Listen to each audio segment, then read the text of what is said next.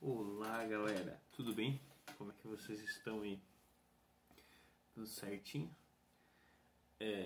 Estão acompanhando, conseguindo acompanhar os nossos textos, o livro didático? É sempre importante ter em mão o livro didático. A gente está lá na página 107, vai dar continuidade. A gente está vendo a formação dos estados nacionais, das nações, com isso, né, dos estados centralizados, do absolutismo, e aí um pouco que essa teoria, essa cultura do absolutismo, como se deu e o que era o absolutismo. Então a gente vai estar vendo isso, né? E a gente dá continuidade, porque a gente viu que se formam os estados, que se forma uma cultura, que se tem um absolutismo e a forma de pensar. A gente viu do Luís lá, o rei, como que ele agia. Então a gente vai dando continuidade, né? Vamos dando continuidade lá sobre a relação do mercantilismo, né? E aí o que era esse mercantilismo? Importante ver que mercantilismo vem de mercado de comércio. Então mercantilismo é importante perceber que ele é essa relação com o mercado, com um comércio que se inicia naquele período, né? E aí, tanto as monarquias absolutistas e o mercantilismo, eles caminham lado a lado. São duas coisas diferentes para a gente estudar, pensar o absolutismo como uma questão filosófica, uma questão do Estado também. E o mercantilismo não é uma filosofia, ele é uma condição econômica que é dado, que posterior ao que aconteceu, os economistas, os historiadores vão chamar de mercantilismo. Então essa fase é econômica, né? Então é um conjunto de ideias econômicas, e aí nós temos que ter clareza disso, que o mercantilismo é um conjunto de ideias econômicas que eles atuaram no período do absolutismo, dos reis absolutistas, dos centralizadores, né? Ele se dá ali pelo século, vamos dizer, 15, 16, 17, até 18, e aí conforme cada região vai tendo diferenças, cada estado, cada reino vai ter, país vai ter diferenças quando ele começa, quando termina, mas vai ser nesse período que o mercantilismo vai estar presente, né? Alguns estudiosos já taxam o mercantilismo como uma fase de transição para o capitalismo, outros dizem que já é o capitalismo numa fase inicial, mas ele vamos chamar ele de um nascente do capitalismo.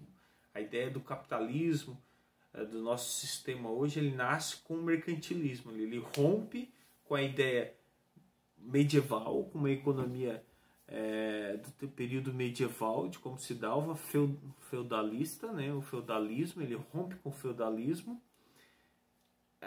e caminha para o capitalismo. Então, entre o feudalismo e o capitalismo, nós temos o mercantilismo, que ele traz os traços feudalistas, ainda medievos, do medieval, da Idade Média, e ele entra já para novos espaços, que é o capitalismo, com a ascensão da burguesia, a relação do comércio, uma burguesia mercantilista, né?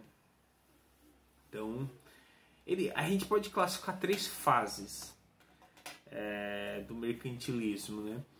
O sistema mundial moderno, né? É um sistema mundial que ele é moderno, ele vai fazer uma expansão ultramarina. O que é ultramarina? É ultramar, é da Europa para a África, através de navegações de navios. Então a gente vai ver isso também, como é que se dá o processo de navegação. Então é importante entender isso, porque ele vai fazer parte do que nós vamos estudar para frente. Ele vai estar vendo isso num processo de navegação, né? Ele vai ter um processo que vai criar colônias, fundar novas colônias, né, da Europa, né? E vai criar uma rede de comércio europeu, né? Um outro ponto é a crise causada pela redução da produtividade, e aí isso já lá no século 17 vai ter uma crise com produtividade, e no final do século XVIII, no século XVIII, que ele vai ter uma volta da prosperidade, vai ter a ascensão da burguesia, vai ter uma intervenção estatal do Estado muito menor, do absolutismo. Então essas práticas mercantilistas aí, elas vão originar uma teoria do liberalismo econômico, né?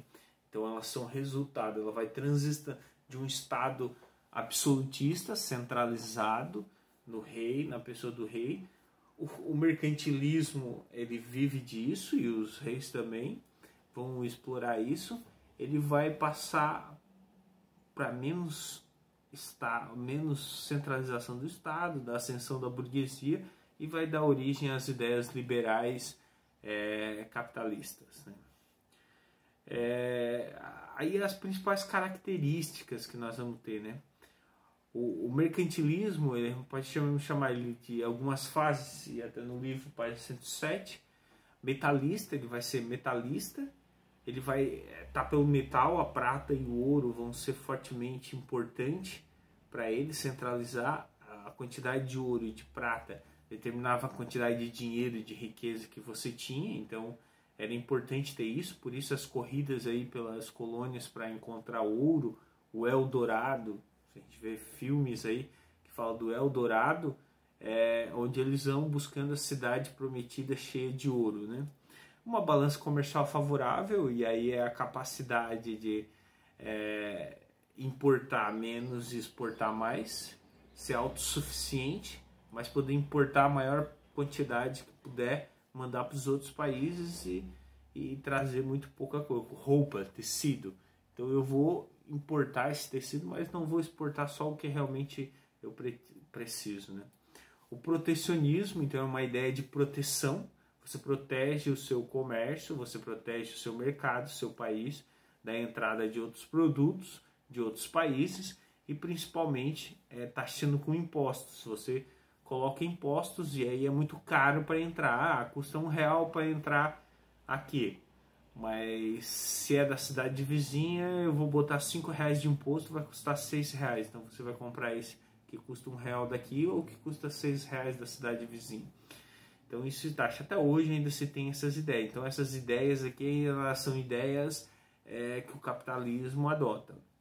Exclusivo colonial. Então as colônias, e aí nós vamos estudar ainda para frente as colônias, mas as colônias principalmente na América Central, América do Norte, América do Sul, tanto as colônias inglesas, espanholas e portuguesas e francesas, elas vão elas vão ter exclusividade. O Brasil só podia comercializar com Portugal. As colônias espanholas só podiam comercializar com a Espanha e assim por diante. A gente vai ver lá na frente como que se dá um pouco disso, né?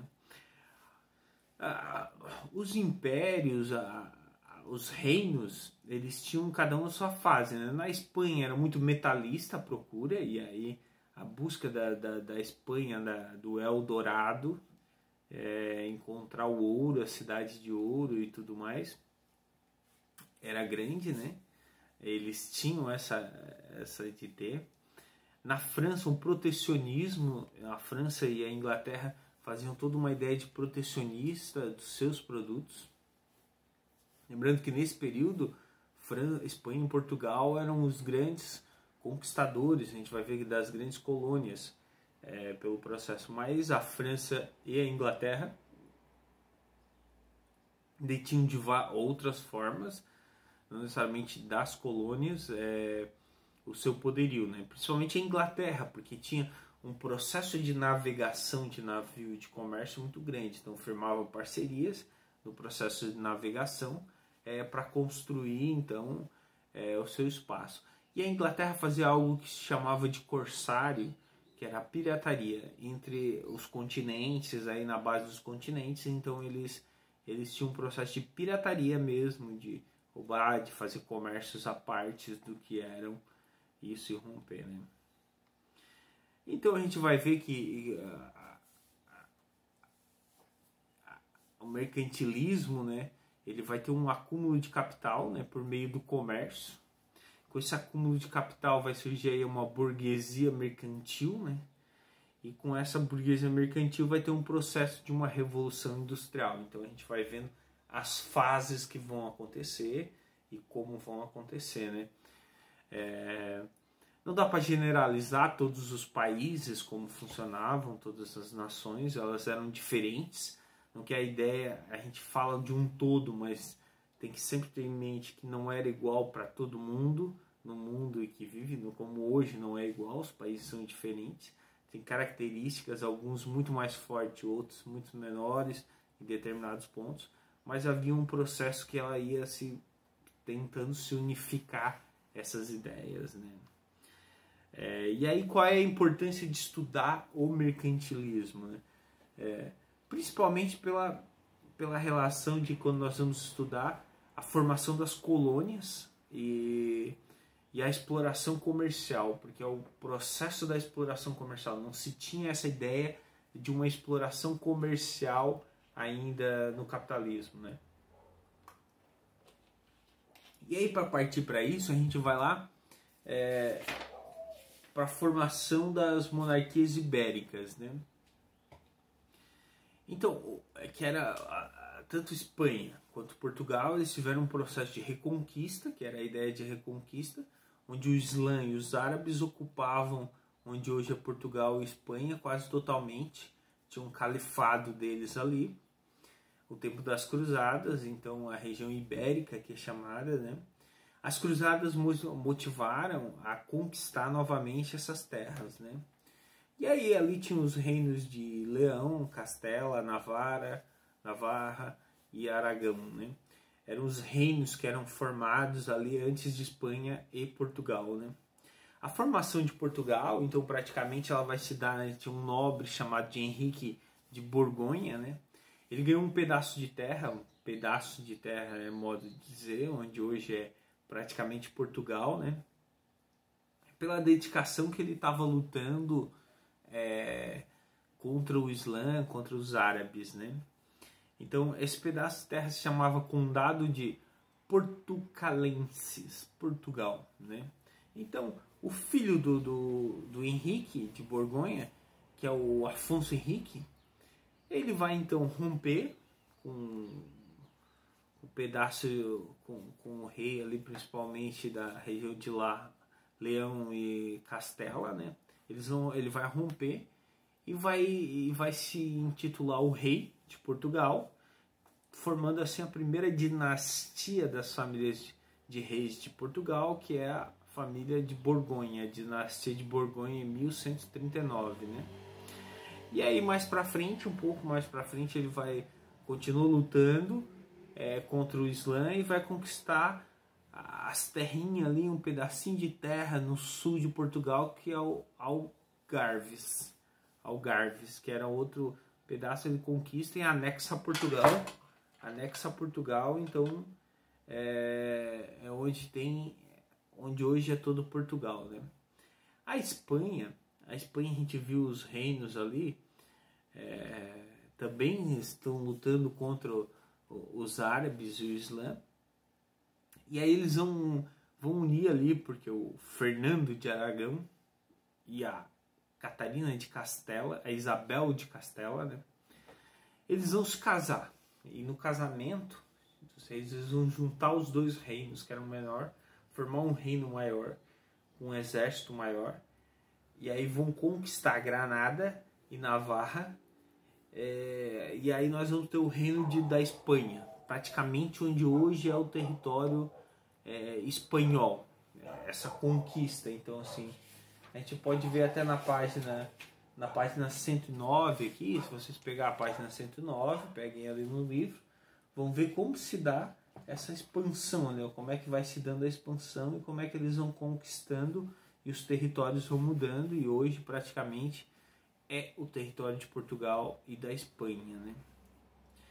Então isso era um pouco sobre como se dá essa expansão e aí a relação entre o absolutismo, porque a gente vai ver essa ideia do absolutismo, ele vai se formar nesses reinos que foram se formando. Depois a gente vai ver da navegação e como eles vão usar do mercantilismo, do absolutismo, de novos estados que vão formando para dar base a uma história moderna, ao processo da modernidade e ao processo dos novos expansão comercial, a expansão no mundo, que é o novo mundo, que é a América, principalmente, a relação com a África e as suas colônias. Certo? Então tá, até mais.